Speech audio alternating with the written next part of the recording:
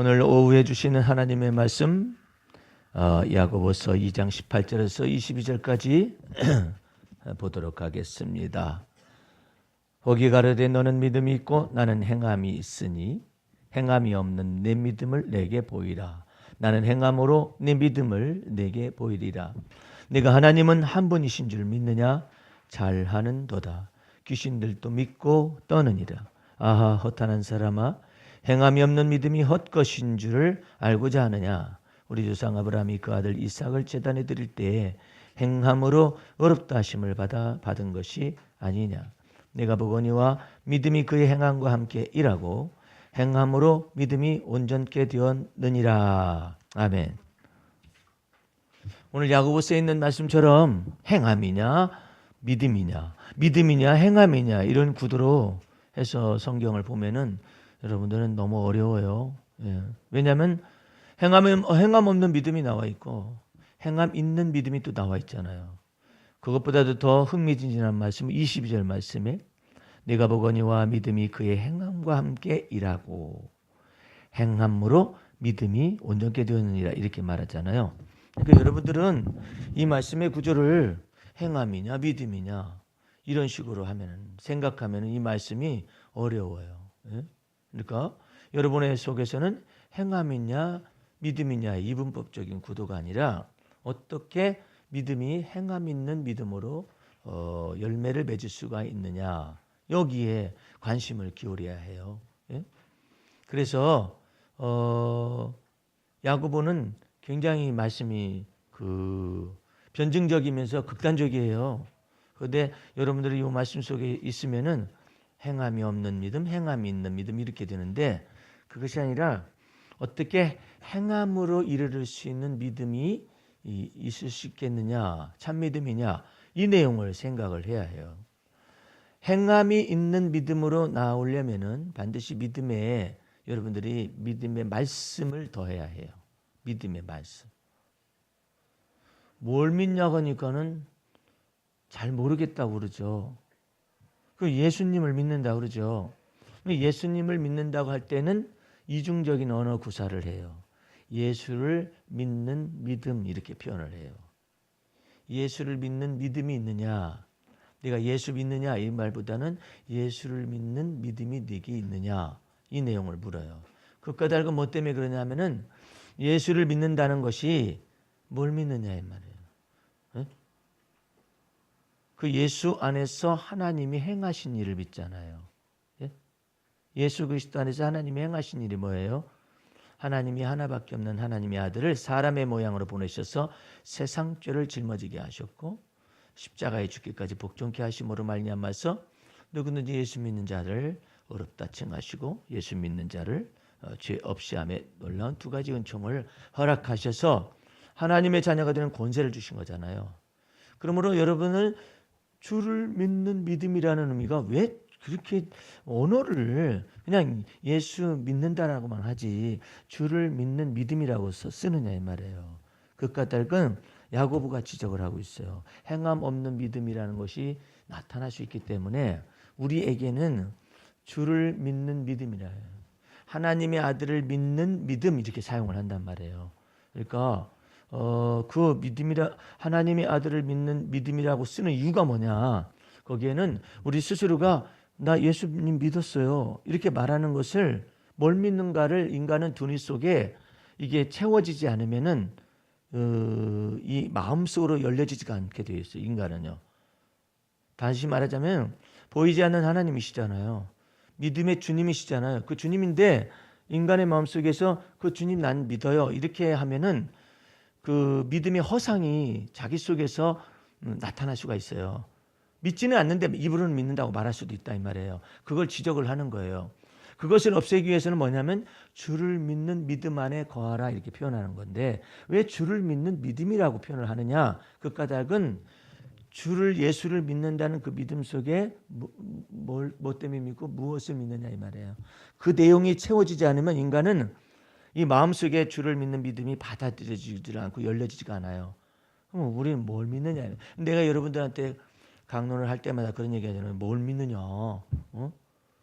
사랑의 교회 권사들이 내게 왔었을 때 한 7, 8명이 왔었거든요. 근데 내 입에서 나오는 말이 한마디 들려주세요 그러는데 믿음이 없다 그러십니다. 그러니까 깜짝 놀라는 거예요. 우리는 예수님 믿는데요? 그 믿음을 말하는 게 아니라 예수 믿어서 구원 얻는 믿음 말고, 예? 주를 믿는 믿음, 행함 있는 믿음을 말하는 거예요. 그러니까는 구원 얻는 믿음 말고 어떻게 그리스도가 내 마음속에 좌정하셔서 그 그리스도를 믿는 믿음 안에서 살아가는가, 그 믿음이 없다라는 것을 얘기하는 거죠. 그랬더니 뭐라고 답변하느냐면 우리 성경 공부 많이 했어요. 성경 공부는 재료를 한 거예요. 재료. 구약의 창세기로부터 어떻게 마태복음, 요한복음, 계시록까지 재료를 다 공부했다라는 뜻이에요. 재료만 공부하면 뭐가 돼? 음식이 안 되지. 요리를 알아야죠. 예? 재료만 다 늘어놓고 잡수세요 그래봐. 예? 요리를 해야 먹지. 요리하고 재료를 구분을 잘 못하나요? 그런데 재료만 그렇게 공부를 많이 하는 거야.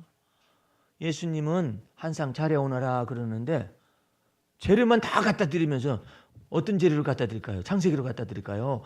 계시록으로 갖다 드릴까요? 그래가지고 열불나게 계시록을 연구를 하고 앉아 있어요. 계시록을 열불나게 연구하면 뭐해? 선지서를 연구하고 그러면 뭐해요? 어떤 사람은 율법서를 그렇게 공부를 많이 해. 율법서를 그렇게 공부 많이 하면 뭐해? 요리가 돼야잖아요. 요리가 진설병과 같이 요리가 돼가지고 나와야잖아요. 재료만 다 그 공부를 하고 식품 영양학과를 졸업을 하는 거예요. 식품 영양학을 아무리 공부하면 뭐해? 그 재료에는 뭐 안토시아닌이 있고 뭐가 다 탄수화물이 있고 공부는 다 했어요. 근데 나는 재료를 먹는 게 아니라 요리를 먹고 싶은데 요리를 가져와야잖아요. 재료만 다 갖다 주고 있으니까 알아서 잡수셔. 그러면 안 됐어요. 그래서 예수님의 말씀은 율법과 선지자의 말씀이라 하지를 않고 뭐라고 하느냐면은 복음이라고 하는 거예요. 예? 그 복음이, 예? 복음에는 하나님의 의가 계시가 되었으니 믿음으로 말미암아 믿음에 이르게 하고 오직 나의 의는 믿음으로 말미암아 살 것이라고 말하는 복음 진리가 나타나야지. 재료만 다 갖다 놓으면 어떡해. 마태복음도 공부 다 했고 계시록도 다 했고 창세기도 다 했는데 복음 진리를 모르면은 적용을 못 하잖아요. 그러니까 열매가 안 생기는 것이죠. 예? 그러니까 여러분들과 나는 감사하게도 성경 공부를 너무나 많이 안 해서 다행이에요. 성경 공부 뭐 안 한 성경 공부가 있어야 말이지. 아볼로라는 성경 박사가 있었잖아요. 학문에 능통했고 아볼로가 그 알렉산드리아 출신이거든요. 알렉산드리아는 아프리카의 제일 동북 이쪽에 있는 거기에 아주 철학자들의 도시가 있어요. 거기에 학문에 능통한 거예요. 그러게 유대인으로서 또 성경에 능통했어요. 그러니까 굉장한 사람이죠. 그 재료만 잔뜩 가지고 왔는데 잔뜩 재료만 가지고 있으니까 어떻게 가르치냐면 예수 그리스도에 대한 것만 얘기를 하는 거야. 그렇대더라. 그러니까 뭐 진실을 알려야지. 예수님이 누구신가를 얘기해야지. 그랬대더라 하면 어떻게 해요? 응?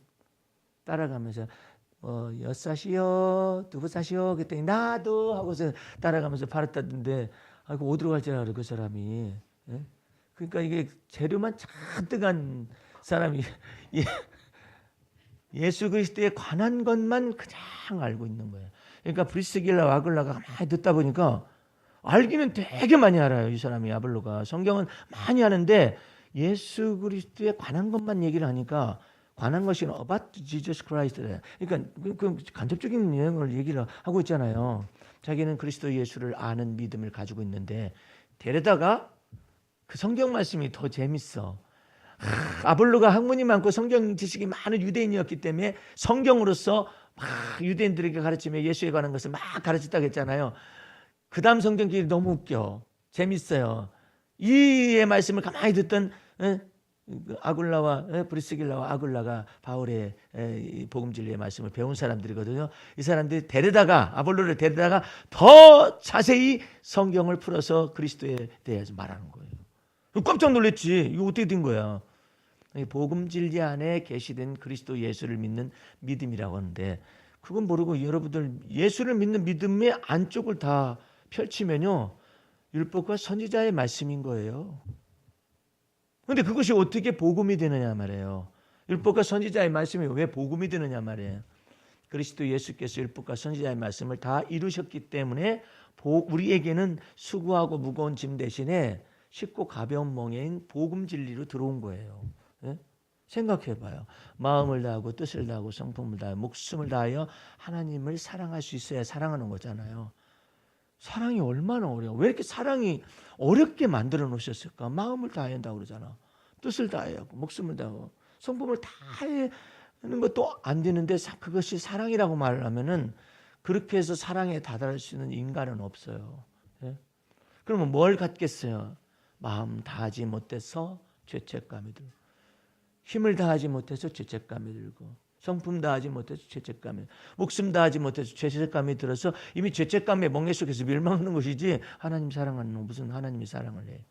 그런데 하나님의 아들 예수께서 오셔서 내가 아버지의 모든 계명을 지켜 아버지의 사랑 안으로 들어갔으니 너희는 내 사랑 안에 머무르라. 그리하면 내 아버지께서 너희를 직접 사랑하시리라.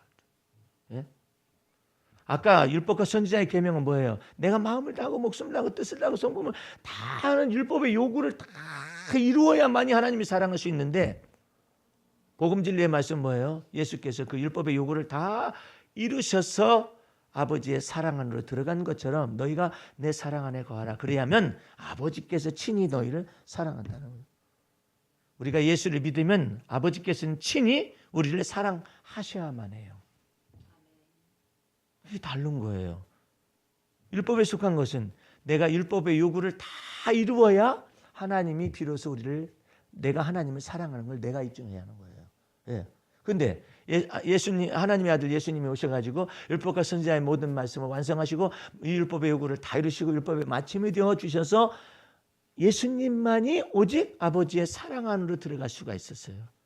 예. 그러니까 예수님만이 오직 아버지의 사랑 안으로 들어갈 수 있어서 있는 것처럼 너희가 이제 이 내 사랑 예수님 안에 있는 사랑 안에 거하면 하나님 아버지께서 무슨 생각하시냐면 율법과 선지자의 모든 말씀 율법의 요구를 다 이루신 것으로 인정을 하시는 거예요. 그래서 하나님 아버지께서 친히 우리를 사랑하시는 거예요.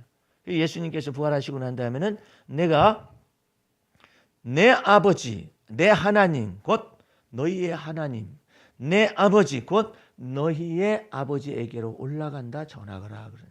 그게 바로 그 뜻이에요. 전에는 예수 그리스도의 아버지 하나님만 됐었어요. 예수 그리스도의 아버지만 될 수 있었어요. 예수님과 아버지가 하나이기 때문에. 그런데 예수님이 십자가에 죽으셨다 부활하심으로 말미암아 율법과 선지자의 모든 요구와 율법의 저주까지 다 속량을 내셨기 때문에 아버지가 율법에서 요구하는 바를 다 이루셨어요. 그러므로 친히 이제는 예수님의 아버지 예수님의 하나님만 되는 것이 아니라 나의 하나님 나의 아버지만 되는 것이 아니라 이제 너희의 하나님 너희의 아버지에게로 올라간다 이렇게 말하라고 전하라고 하는 거예요. 그러므로 성경 공부를 많이 하면 구원을 받을 수 있느냐? 없어요. 성경 공부 많이 하고 버림받은 사람들이 유대인들이에요. 성경 암송을 많이 하고 버림받은 사람들이 유대인이에요.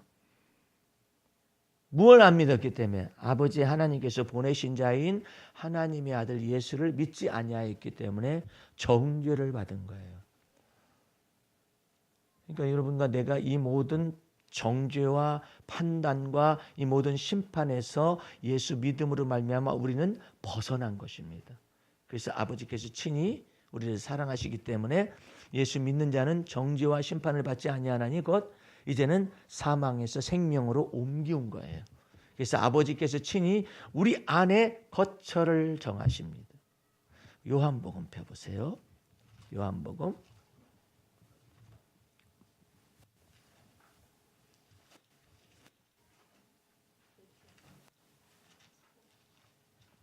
14장 펴보세요.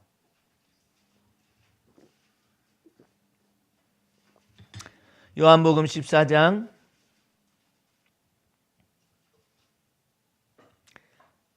20절 보세요. 그날에는 내가 아버지 안에 너희가 내 안에 내가 너희 안에 있는 것을 너희가 알리라. 그래서 예수 그리스도 안에서 우리가 아버지와 하나님과 더불어 하나가 되게 하셨습니다. 나의 계명을 가지고 지키는 자라야 나를 사랑하는 자니. 나의 계명이란 예수님의 계명이 뭐냐면 예수님께서 아버지의 모든 계명을 다 이루신 그 사랑이에요. 그 하나님을 사랑한 사랑 안에 너희가 가지고 지키는 자라야 나를 사랑하는 자니. 나를 사랑하는 자는 내 아버지께 사랑을 받을 것이요 나도 그를 사랑하여 그에게 나를 나타내리라. 누가 직접 사랑하냐면 아버지께서 나를 사랑하시는 것이죠. 23절 말씀 가라사대 예수께서 대답하여 가라사대 사람이 나를 사랑하면 내 말을 지키리니 내 아버지께서 저를 사랑하실 것이요 반드시 예수님의 말씀을 지켜야 한대. 사랑할 것이요 우리가 저에게 와서 거처를 저와 함께 하리라. 거기에 뭐가 생략된 거냐면 영원히 거처를 너희와 함께 하리라. 영원히가 생략된 거예요. 그러니까 아버지께서 친히 사랑하시는 여러분과 나를 하나님께서 친히 모세가 감격스러워하던 것이 두 가지 정도 있었어요. 하나님께 첫 번째로는 하나님의 형상의 얼굴을 본 거예요. 그러니까 얼굴을 전면에서 보지는 못하고 모세를 반석 위에다가 딱 세워놓고 바위틈 반석에다 딱 세워놓고 하나님이 지나가실 때 반석을 딱 덮었어요. 모세를 덮었어요. 모세를 딱 덮고 하나님이 지나가시는 뒷부분만 보게 하셨어요. 예. 왜 그렇게 하셨느냐면은 모세를 덮지 않으면 모세가 하나님의 얼굴을 봤기 때문에 하나님께서 충돌하셔서 죽게 하신다 이거예요. 그게 의인이 없다라는 거죠. 예? 그렇게 돼가지고 하나님께서 친히 하나님의 저것으로 딱 덮으시고 반석 위에다 모세를 둔 다음에 덮으시고 하나님이 지나가시면서 영광을 선포하실 때 모세가 하나님의 뒷모습의 영광을 이렇게 봤는데 그것을 본 순간에 모세에게 하나님의 영광의 광채가 여기에 딱 들어왔어요. 그래가지고 내려왔더니 다 엎드린 거야. 백성들이. 왜냐하면 그 광채가 하나님의 영광의 광채가 모세에게 딱 머무르니까 놀란 거죠. 뒷모습만 봐가지고 그렇게 광채 때문에 죽을 것 같아가지고 엎드려 버릴 정도인데 정면에서 봐면 어떻게 되겠어요? 그러니까 모세가 그때 감격했어요. 그래가지고 모세가 감격해가지고 다들 막 두려워하잖아요. 보지 말아라 이렇게. 모세의 수건을 이렇게 딱 자기를 덮었어요. 영광스러운 것이죠. 하나님의 뒷모습만 봐가지고도 영광스러운데 우리는 하나님의 아들 예수 그리스도 안에서 하나님이 친히 우리를 사랑하시고 우리를 거처를 더하신다고 하는데 이거 하나 가지고 그러니까 바울이 그러는 거예요. 예수 그리스도 안에서 하나님이 직접 우리 아버지가 되시고 하나님이 나의 하나님이시고 우리 하나님이신데 모세의 수건으로 가린 이 영광에 없어질 영광 계속 있었겠어요? 이렇게 잠깐 이렇게 영광이 이렇게 있다가 이제 없어졌겠지. 그러니까 이 모세 수건으로 덮어질 영광, 장차 없어질 영광, 그 영광이 아니라 하나님의 아들을 하나님을 아는 영광의 광채를 우리에게 비추셔가지고 그 영광 중에서 하나님을 영광 중에 뵙게 만든 사람들 우리들이라는 거죠. 비록 겨울옷을 입고 이렇게 누추한 옷을 입고 누추한 모습으로 성형수술도 않고 이렇게 그냥 그렇게 좀 이 모습 저 모습 이렇게 저렇게 그냥 키 작고 키 크고 뭐고 외모를 다 이렇게 가졌을지 몰라도 우리는 예수 그리스도 안에서 어떤 사람이냐 이 말이에요. 나의 정체성이 무엇이냐 이 말이에요. 비록 내가 여러 가지 고민과 염려와 이 모든 걱정거리도 들고 있고 그냥 여전히 그렇다할지라도 주님은 우리 안에 이 진흙의 우리 질그릇 안에 보배로서 영광스러운 보배로서 우리 안에 거하시는데 너희 안에 거하시는 그 그리스도는 너희 마음의 영광이다. 영광의 소망이라 그분이 거하셔요. 예. 그래서 이렇게 거하시잖아요. 이 놀라운 것을 이제는 여러분과 내 속에서 주님은 이제는 주님께서 일하실 때입니다. 주님이 영광을 나타내실 때입니다. 이렇게 말함으로 해서 하나님은 드디어 일어나시죠. 그러므로 예수를 믿는 믿음 안에 거한다는 말의 의미는 뭐냐면은 단순하게 예수 믿는다 이런 의미가 아니라 우리 마음속에 두 가지를 주신 거예요. 첫 번째는 믿음의 말씀을 정확하게 주십니다. 뭘 믿느냐? 우리가 지난해 했었어요. 뭘 믿느냐? 내가 예수를 믿을 때 하나님은 일을 행하시며 또한 일을 지어 성취하시며 무엇보다도 내가 알지 못하는 크고 비밀한 일 가운데서도 능히 일하실 수 있는 그 하나님을 믿는다. 이 말이에요. 그게 믿음의 말씀이죠. 믿음의 말씀과 동시에 또 두 번째는 뭐냐면은 우리 속에 거하시는 성령께서 감화와 감동을 주시는 거예요. 여기 저기 식사 준비해 온 그 지권사님, 그 권사님이 식사하면서 잠깐 동안 그 얘기를 하는 거예요. 어떤 아는 지인 가운데서 너무나도 막 저기 힘이 없고 막 그러는데 그 사람 마음속에서는 이제 고등어가 먹고 싶었나 보죠. 근데 이제 그 권사님은 고등어를 그 사람이 먹고 싶어 하는지 안 하는지 뭐든 남의 일에 상관하고 그러겠어요. 근데 지권사님이 고등어를 가지고 이제 5쌍을 준비를 해놓으면 되겠거니 생각했는데 자꾸 고등어를 하나를 더 굽기를 원하시는 거예요. 고등어를 5쌍 6개 5쌍 6개다 5쌍 6개 이런 이제 갈등이 있었잖아요. 에이 모르겠다 그냥 6개째 해가지고 이걸 어디다 쓰려고 그러는 거야. 이랬었는데 그 아는 지인에게 연결됐는데 그 지인이 그 고등어를 받아 먹어 그렇게 고등어를 먹고 싶었었는데 고등어 먹고 힘을 얻었다고 그러는. 네 떡반죽 그릇이 복을 받을 것이며라는 의미가, 네 광주리가 복을 받을 것이라는 이런 의미가. 내가 그 집에 식당에 개업할 때 가가지고 첫 번째 기도가 뭐냐면은 하나님 여기 들어와도 복을 받고 나가도 복을 받게 해달라고 손님들이 아니 그거 참 신기한 일이잖아요. 내 돈 내놓고 내가 와서 밥 사 먹는데 뭘 그래? 근데 그게 아니라 이 식당은 이 믿는 권사님이 계시기 때문에 하나님의 임재를 믿어요. 성령의 감동을 자주 받는 편이에요. 자주 받는 편이기 때문에 이 떡반죽 광주리와 내 떡반죽 그릇이 복을 받을 것이라는 것대로 하는데 그런 일들이 자꾸 벌어지는 거예요. 이 권사님의 마음속에 감동을 자꾸 주시는 거예요. 예? 여러분도 오늘 찰밥에 왔는데 찰밥에 온 것에 관해서 유감 있는 사람 손 들어보세요. 그런데 놀랍게도 찰밥을 그렇게 먹고 싶었었던 사람들이 있었어요. 벌써 내가 듣기만 해도 2사람이나 돼요. 노지사님도 그러죠. 박권사님도 찰밥을 먹었으면 왜 찰밥을 먹어야 할까? 매밥도 있는데 반드시 콩밥도 있고 교도소 가면 여러 가지 밥도 있다던데. 근데 왜 찰밥을 먹고 싶어 하느냐 이 말이에요. 예? 근데 그럴 때가 있잖아요. 그런데 하나님께서 우리의 마음의 소원을 아시고 각 사람에게 그 소원을 만족해 하시는 놀라운 방법을 이분들 가운데서 역사하시되 음식 가운데서 하나님이 일하시고 계시는 것이죠. 예? 그러니까 이런 놀라운 것들이 신명기 28장에 나와 있는 대로 내 손으로 하는 모든 일에 하나님께서 복을 내리실 것이고 그다음 내 떡반죽 그릇과 내 광주리가 복을 받을 것이며 이런 모든 내용들 속에 다 부엌살림 속에서도 하나님께서 영광을 나타내시고 일하시잖아요. 하나님은 부엌에서도 일을 잘하신 부엌에서도 일을 잘하신다니까. 믿으면 어디선들 일을 못하시겠어요. 예? 여러분들은 신체에 관련된 것에 관해서 특별히 다윗의 찬미를 좀 많이 하세요. 다윗은 내 영혼아 여호와를 송축하라 그러죠. 그 다음 말은 이 다윗은 참 너무나도 많은 하나님 은혜를 경험한 사람 같아요. 내 속에 있는 모든 것들아 그래요. 자기 속에 있는 모든 것이 뭘까? 예? 내 모든 육체 속에서 있는 모든 것들아 다 여호와를 송축하라는 거 아니에요. 오장육부에 관련된 내용도 있고 그래서 다윗은 그 내용을 기록을 합니다.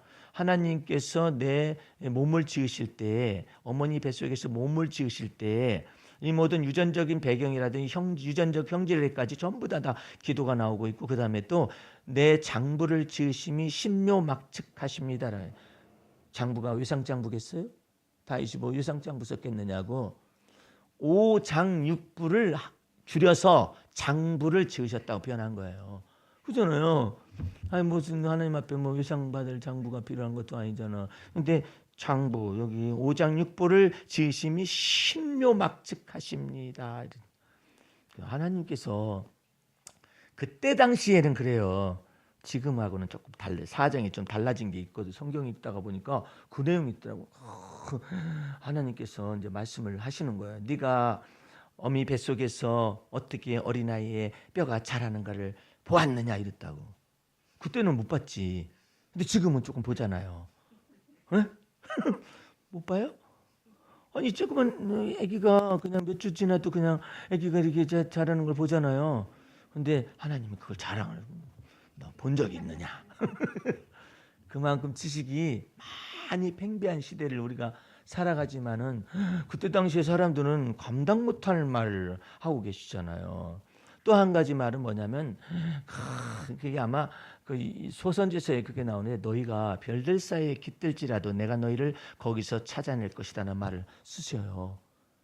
별들 사이에 어떻게 깃들을 수 있을까 인간이? 이성 쏘아 올리는 걸 벌써 얘기하셨나 보죠. 예? 별들 사이에 깃들지라도 데려오겠다고 찾아내겠다고. 그렇게 하면서 북두칠성에서부터 북극 이와 같은 이 별들에 관한 은하 수자리 이런 것들에 관한 다 내용이 욥기서에 쫙 기록되어 있어요. 엄청난 거예요. 북극의 시베리아 기단서부터 다 기록되어 있어요. 예? 저 남태평양의 저기 태풍 저기압 있죠? 이 내용이 다 욥기서에 다 기록되어 있어요. 엄청나잖아요. 그러면서 하나님이 욥아, 너 바다 밑을 다녀본 적이 있느냐? 어떻게 다 바다 밑을 다녀? 응? 하나님이 말씀하시는 너 걸어본 적 있느냐? 어떻게 내려가지도 못하는데 그걸 걸어? 그렇지만 지금은 너무나 많이 발달돼 가지고 이제는 막 잠수함이 막 바닥에 기어다니고, 응? 응? 그래가지고 바닷속 깊은 곳까지 들어갔다 나왔다 들어와 이랬는데 잠수함이 그렇다 할지라도 걸어다니지는 못하잖아 사람이. 예? 수압이 너무. 그래서 그 바다 밑에까지 들어가려면요 사람이 광어가 되면 돼. 왜 광어가 납작하겠어요? 잘 모르죠. 고등어처럼 통통하지. 고등어처럼 통통했다는 터져 죽어. 수압을 견디지 못해서 납작하게. 이게 모래인지 고기인지 알 길이 없는 수압을 다 견디내기 위해서 이게 납작한 거잖아요. 근데 거기서 코도 제대로 달려 있으면 되겠어요? 눈도 제대로 달려 있으면 되겠느냐고. 그러니까 강화가 다 납작해가지고 눈도 옆으로 이렇게 달려 그렇게 있잖아요. 그것도 그 수압을 견뎌내게 하기 위해서 하나님께서 고기를 갖다가 그렇게 하고 앉아 있는데, 응? 욥한테 너 바다 밑을 걸어본 적이 있느냐? 없는데요. 그래서 내가 죄인이다 이놈아. 그래서 또 그 다음 말도 재밌어요. 너 눈창고에 들어가 본 적 있었느냐? 눈창고가 어디가 있을까? 응?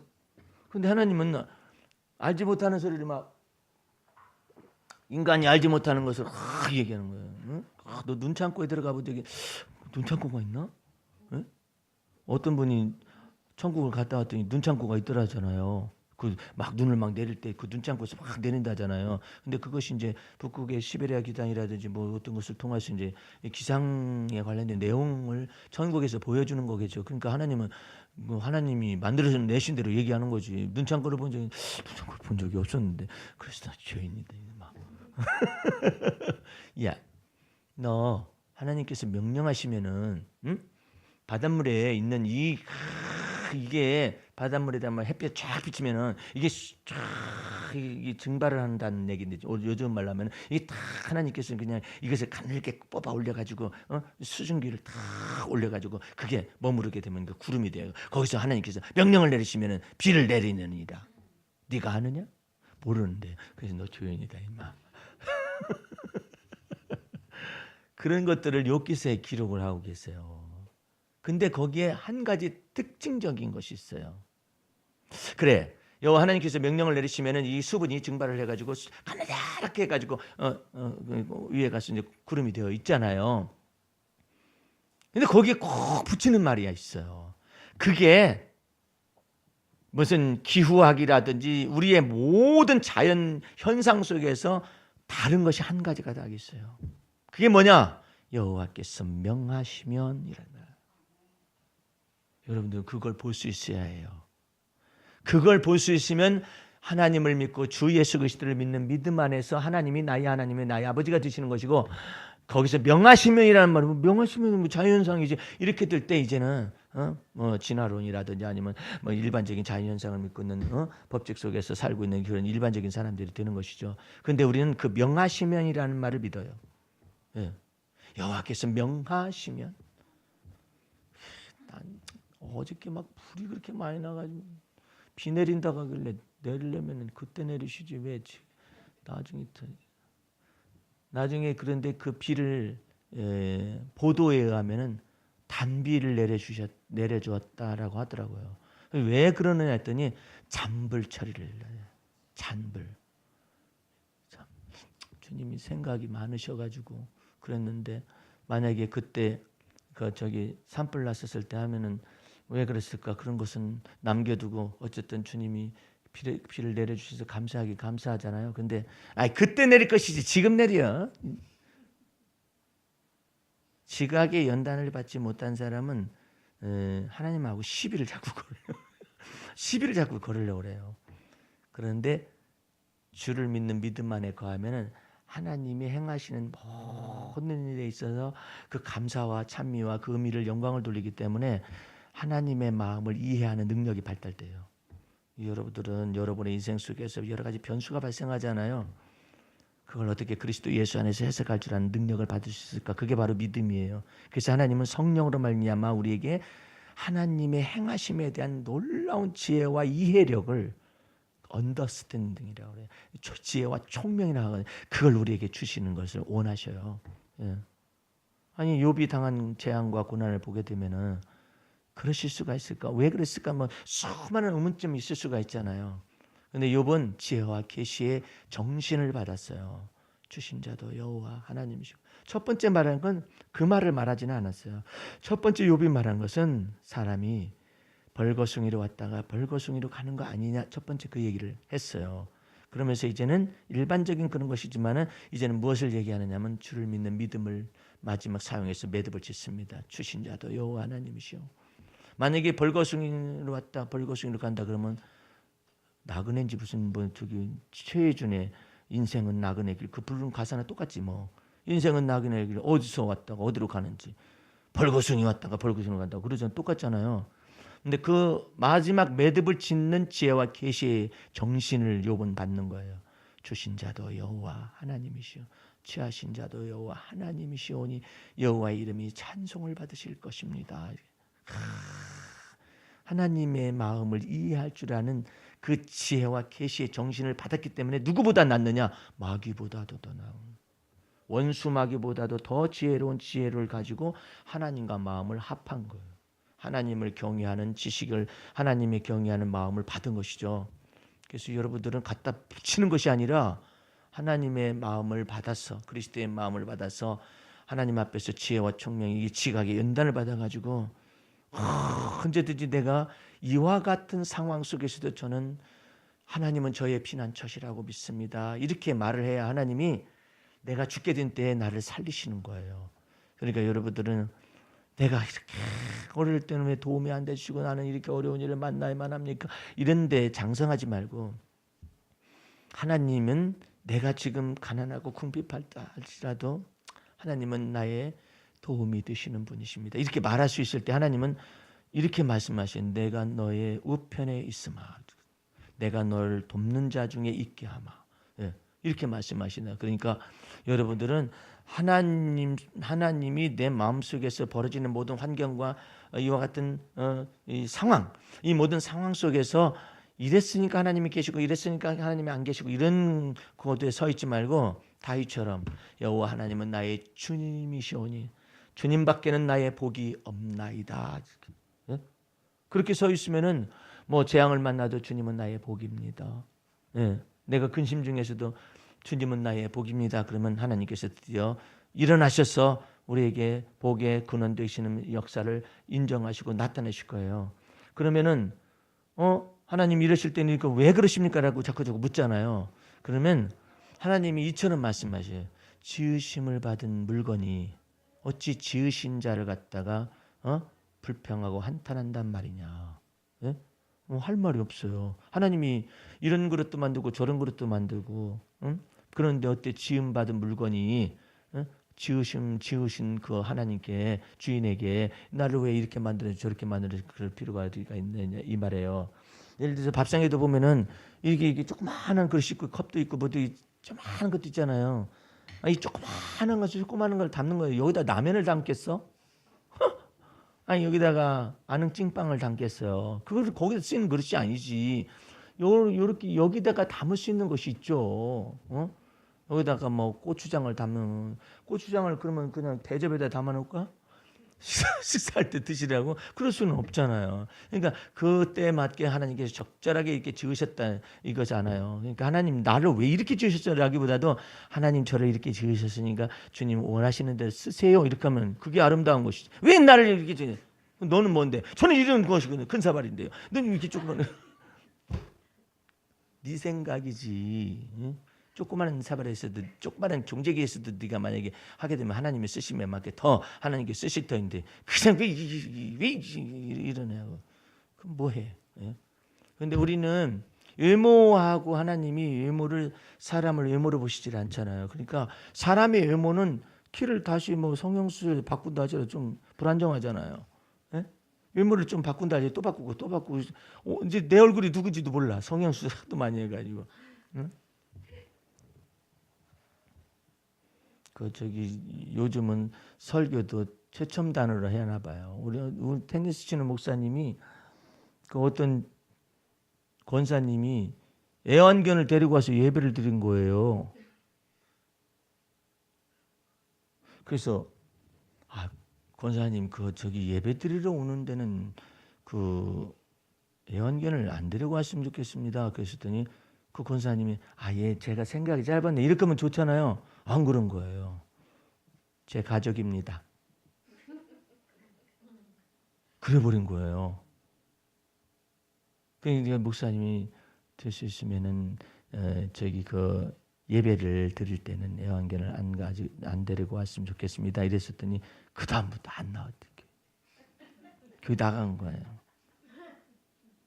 그랬었더니 또 어떤 목사님은 그건 좀 그럴 수도 있겠네. 그러더니 어떤 목사님은 저기 갑자기 예배를 인도해 달라고 그러길래 무슨 예배? 장례 예배를 인도해 달라고 그러더래. 가보니까 개가 죽은 거예요. 천국에 가도록 예배를 인도해 달라고. 그 목사님이 좀 지혜로우신 분이셨어요. 제가 개가 천국에 가도록 예배를 인도하는 것은 성경에도 찾아볼 수도 없고 그래서 그렇게는 못하는데 개를 잃은 슬픔 때문에 고통받고 있는 권사님을 위해서는 예배 드릴 수 있겠네요. 그랬더니 개 애완견 장례식장에 보내고 위로만 받았대요. 그분은 안 나갔대요.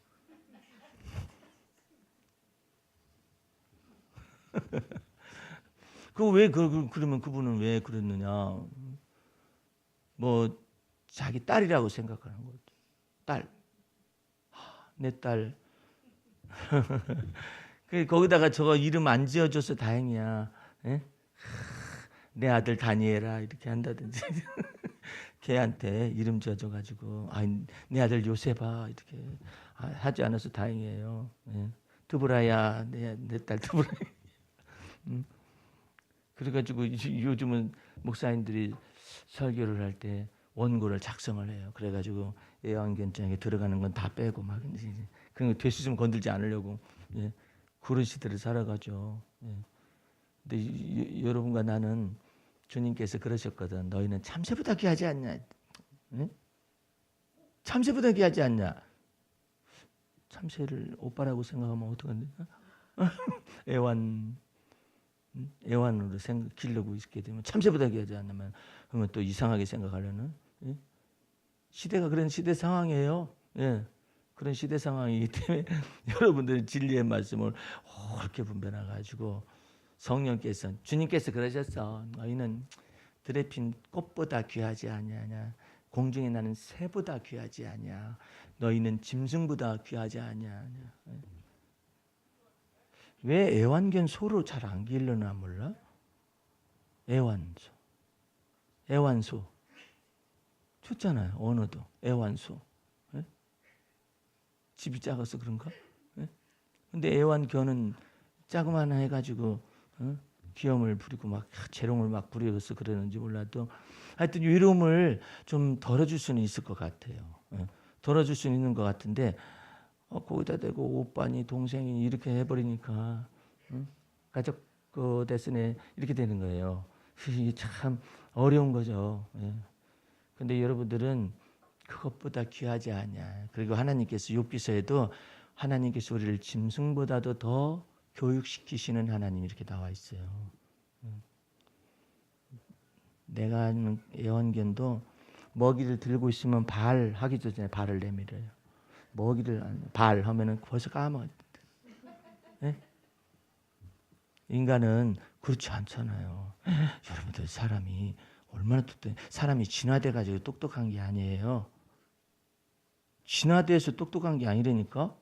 어린아이에서 어른으로 진화됐기 때문에 똑똑한 게 아니라 본래 다 이렇게 되어 있는 거예요.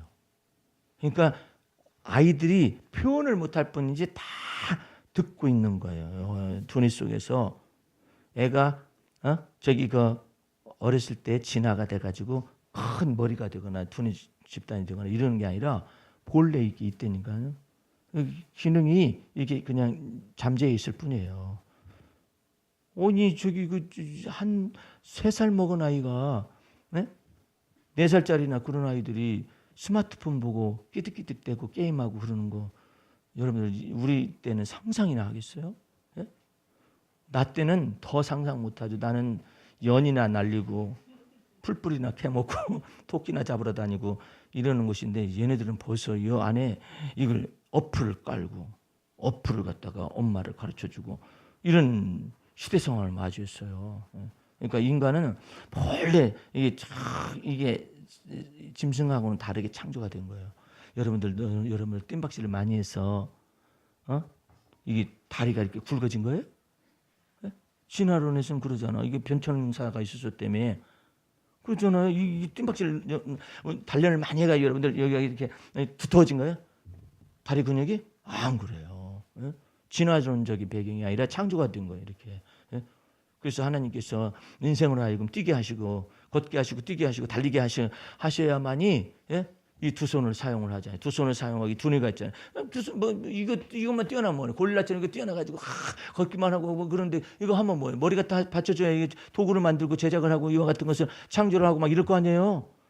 근데 이것도 안 받쳐주고 그냥 뛰기만 하고 막 그러고 거기 있으면 바보지 뭐야.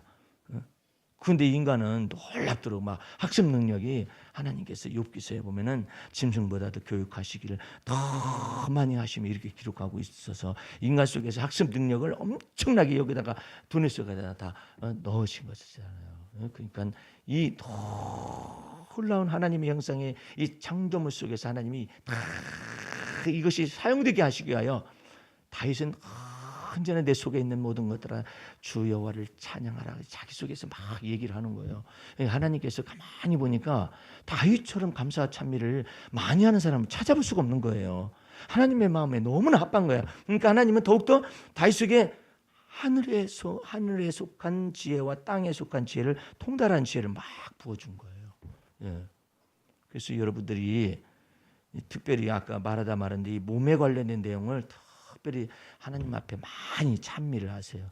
건강할 때 더 정말 이래서 감사하구나. 이래서 정말 감사하구나. 오장육부에 관해서도 막 감사와 찬미를 돌리고 하나님 이래서 감사해요. 저래서 감사해요. 이것을 넘치게. 그랬더니 어떤 분은 그래요. 넘치게 안 해도 오래 살아요. 그러더니. 근데 삶의 질이 뭐냐 이거예요. 네? 다윗은 그 속에서 하나님이 자기 자신의 오장육부를 지으셨음을 감사와 찬미를 드리고 내 이 혀의 말을 알지 못하시는 거 하나도 없다고 말씀을 드리고 안고 일어섬을 감찰하신다. 이 모든 것들은 영광을 돌리고 감사와 찬미를 다 돌리면서 그렇게 살았어요. 여기 여러분이 어떤 분은 자꾸 고민을 하는 거예요. 왜 인생이 두 번이 아니냐 이거야. 그거 어떻게 나보고 대답을 하라고 그래. 한 번 정하신 것은 한 번 죽는 것은 하나님께서 정하신 것이고 그 이후에는 심판이 있다고 한 것인데 인생 두 번이 아니라. 어떤 목사님이 나한테 괜히 시비를 걸어요. 자기는 차량을 아주 그냥 그 낡은 차, 오래된 한 10년 된 차를 이렇게 몰고 다녀요. 근데 내가 이렇게 막 이쁘고 아름다운 차량을 이렇게 몰고 다녔었더니 목사님 그러시면 안 되지. 뭘 그렇게 차량을 그렇게 막 좋은 걸 타고 다니셔. 그래서 내 인생이 한 번이라서 죄송합니다.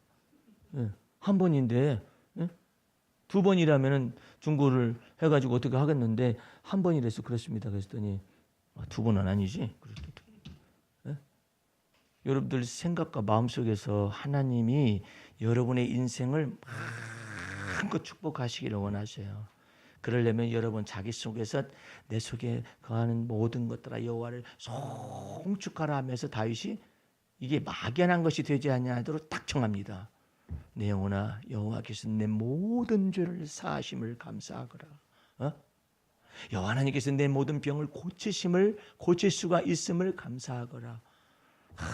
여호와 하나님께서 내 생명을 파멸해서 건져내 주시고 오늘도 교통사고 보니까 택시가 둘이 가다가 부딪혔는데 왜 다른 차가 와서 또 봤냐 그래가지고 그냥 사람이 사상당하는 그런 사고들을 이렇게 만나잖아요. 야 여러분들 이게요 100km 이상 차들이 7, 80km에서 100km 이상 막 달리잖아요. 이건 쇳덩어리가 이게 1톤 차량이 이게 돌덩어리가 막 날아다니는 거예요. 생각해 보세요. 내 차가 1톤이 넘고 거의 다 차량들이 아니 여기 차량은 한 700이나 될까? 700km나 될까? 뭐 이렇게 되는 건데 되게 1톤 차량 그러잖아요. 이런 차들이 100km 날아간다고 해보세요. 얼마나 빠른 속도예요. 근데 이 모든 것 가운데서 하나님이 내 생명을 파멸해서 건져내 주시고 놀라운 거예요. 예? 인자와 긍휼에서 관을 씌우시다.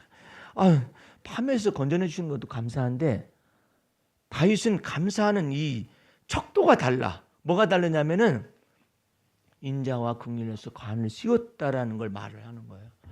나는 그것이 다윗 속에서 엄청나게 이 사람이 하나님의 마음을 너무나 많이 알고 있는 사람의 감사와 차입니다. 왜? 아니 파멸해서 건져내 주시는 거 고맙잖아요. 근데 그 파멸해서 건져내 주시는 것을 어떻게 파멸해서 건져내 주시느냐 이 말이에요. 그 내용을 지금 말하고 있는 거예요. 어떻게 해서 가느냐? 이 머리에 인자와 긍휼에서 관을 씌웠다 이거야. 너 그랬으면 너 갔지. 근데 자비로움을 베푸시고. 너 그랬으면 그때 사고가 났지. 너 그랬으면 이렇게 됐을지 이렇게 됐지. 한 그런 찰나의 순간 속에서 인자와 긍휼로 내 머리에 관을 씌우신 거야. 운전하다 보면요, 고속도로 운전하다 보면은 깜빡 어떻게 졸 때가 있어요. 내가 졸 때도 있지만 트럭은 더 졸고 돌아다녀. 여러분들 트럭 졸고 다니는 거 못 봤죠? 막 차가 이렇게 흔들려. 졸고 있거든. 옆에 이렇게 지나가면 졸고 앉아 있어요. 땅 그러지만 막 깨가지고 고맙다고도 하고 그러는데 어쨌든 그렇게 하면서 막 다니는 거야. 예? 내가 아는 지금 제자훈련에 속한 그 집사인 남편은 회사 사장이거든요. 운전만 했다면 줘라. 자! 근데 어떻게 길을 찾아갈까? 하나님은 시험하면 안 되죠. 나 눈 감고 한번 운전해봐야지. 그러면 안 되지. 하나님 시험하는 거잖아. 이 사람은 시험하는 게 아니라 안 돼. 이게 존대니까 이렇게 졸면서 막 간다. 순간순간 깨면서 간다는 거예요. 그거 참 신기하잖아요. 아직까지 살아있어요. 얼마나 놀라운 일이에요. 억지로 하겠어요, 그 사람이. 인자와 긍휼로서 머리에 관을 씌우시는 주님이 여러분들 혹시 편두통에 시달리는 분이 계십니까? 그럼에도 불구하고 주님이 인자와 긍휼로 관을 씌우셔서 아직 살아있잖아요. 내가 산자의 땅에 있음이요 여호와 하나님의 은혜 볼 것을 믿었도다. 그래서 어떤 사람은 속으로만 이렇게 여러분들 이 속으로 감사합니다 이렇게 할 수도 있잖아요. 속으로 감사합니다 이럴 수도 있잖아요. 내 입술로 이렇게 주님이. 근데 속에서 이게 넘쳐나면은 저절로 이렇게 막 되거든.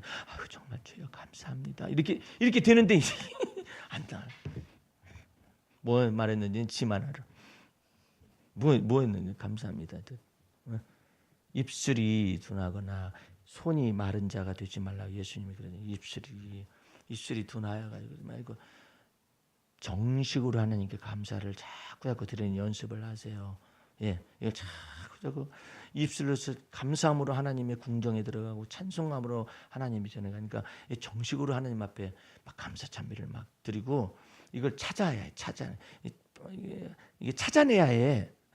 찾아내 가지고 하나님 앞에 막 감사와 찬미 입술을 다 하게 되면은 이것을 통하여서 하나님이 우리에게 복의 근원이 되어 가지고 나타나시는 모든 기회들을 다 드리는 거예요. 그러면 소위 말하는 행함 있는 믿음으로 이것이 되게 만드는 거예요. 그러니까 여러분들이 주 앞에서 이 감사함을 넘치게 하라. 내 속에 있는 것들에 관해서 특별히 그러세요. 예? 속에 있는 것들에 자기가 자기 장기를 놓고 막 하세요. 예? 오장육부뿐만 아니라 이런 이 근육이 이렇게 뒤는 것만 이게 얼마나 감사한데. 예? 그래가지고 나는 요즘 여기 대퇴부가 자꾸 아파가지고 운전하잖아요. 막 저 광주까지 내려가면 막 이거 휴게소 가려면 저를 정도로 통증이 와요. 그래서 이게 왜 이러는가 했더니 다 찾아보니까 좌골신경통증의 하나라는 거예요. 그래서 좌골신경통이 하나님을 찬미할 수는 없기 때문에 이게 도대체 어떻게 이것을 풀어나갈 수 있을까 해가지고 좌골신경통에 관한 운동을 하고 막 그렇게 하고 운전할 때 이쪽에다가 그 테니스공을 딱 밑에 받쳐놓고 여기 받쳐놓고 이렇게 운전을 해요. 그러니까는 많이 괜찮아지고 막 이랬는데 어쨌든 하나님 앞에 막 내 근육 쓴다는 것이 얼마나 감사해요. 예? 정말로 이게 놀라운 일이에요. 감사함이 그 사도 바울은 흥미있는 말을 한마디를 더 합니다. 이 말씀하고 맺겠는데 감사함에 관하여서 좀 둔한 사람은 감사함이 많은 사람의 감사함을 통하여 감사하라 이런 말을 써놨어요. 나도 이럴 거 있죠. 네? 여러분들이 이거 시상을 다 표현을 못하잖아요. 네? 이 시상을 다 표현을 못하면 시상을 표현을 하는 사람을 통해서 나도 그래. 나도 그래. 나도 그렇고 나도 그렇고 그래서 감사함이 많은 사람을 통하여 하나님께 감사를 하도록 해라 이런 말을 써놓고 있어요. 여러분들 나도 그래가지고 아멘을 다 같이 화답하여 영광을 돌리기 시작하면은 하나님께서 그 감사의 문을 받으신다 하는데 무디었다고 너무나 자기 자신을 꾸짖거나 학대하지 마시고 감사함이 많은 사람은 감사 이 시편을 보게 되면 있잖아요. 이걸 통해서 하나님께 같이 영광을 돌리고 그러면은 여러분의 생애에 하나님께서 뭘 주시냐면은 지내기 마르지 아니한 것처럼 순수한 감수성을 영적인 감수성을 계속 부어줘요.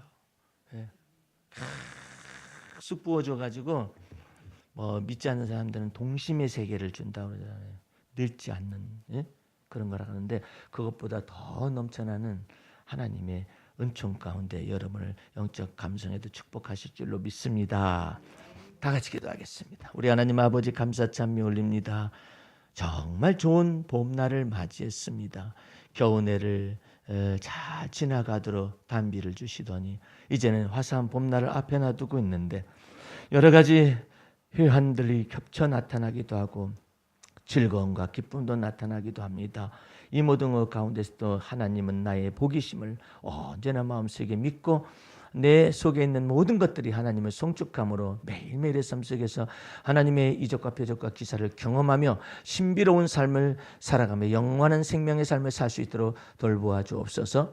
지금은 우리 구주 예수 그리스도의 은혜와 하나님 아버지의 그 무한하신 사랑과 성령의 감화 감동 인도 보호하심이 오늘 말씀을 듣고 한 주간 동안 살아가면서 주의 열매를 성령의 열매들을 경험하기를 원하는 성도들 머리 위에 지금부터 영원까지 함께 하시옵기를 간절히 축원하옵나이다. 아멘. 할렐루야. 마쳤습니다.